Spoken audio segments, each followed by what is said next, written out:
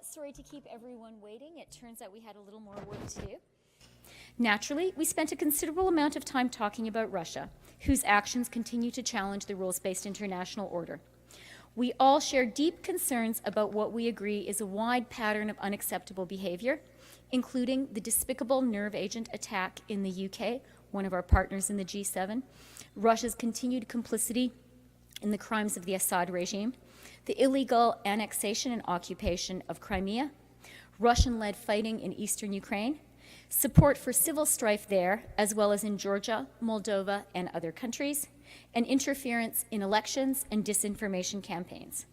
The countries of the G7 are united in our resolve to work together to respond to this continued flaunting of international norms and standards.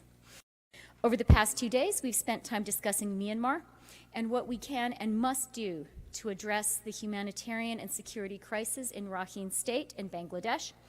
We must take action in a unified way, working with regional partners to deliver humanitarian aid for the monsoon season, and crucially, to seek accountability and justice for survivors, particularly the survivors of sexual violence. On Syria, we remain gravely concerned by chemical weapons attacks against civilians. Conversations will continue this week in Brussels, hosted by Federica Mogherini, who is here now, the EU High Representative on Foreign Affairs, and those conversations will be about carving a path towards genuine, durable, and humane solutions to the tragic conflict, focusing on a political solution. The G7 countries agree that Russia must stop creating impediments to peace and abide by the commitments it entered into under UN Security Council Resolution 2401 and compel the Assad regime to do the same. Russia must be a constructive partner in Syria or will be held accountable. And we're committed to addressing all of the abhorrent behavior that we've witnessed, particularly recently by Russia, whether it's in Salisbury, its support for the use of chemical weapons by the Assad regime in Syria. And the United States has not just undertaken with its allies and partners in the G7 to make statements about this behavior. We've undertaken significant actions in response.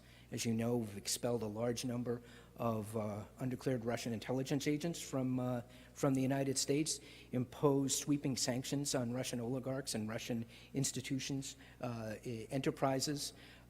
So we've taken action.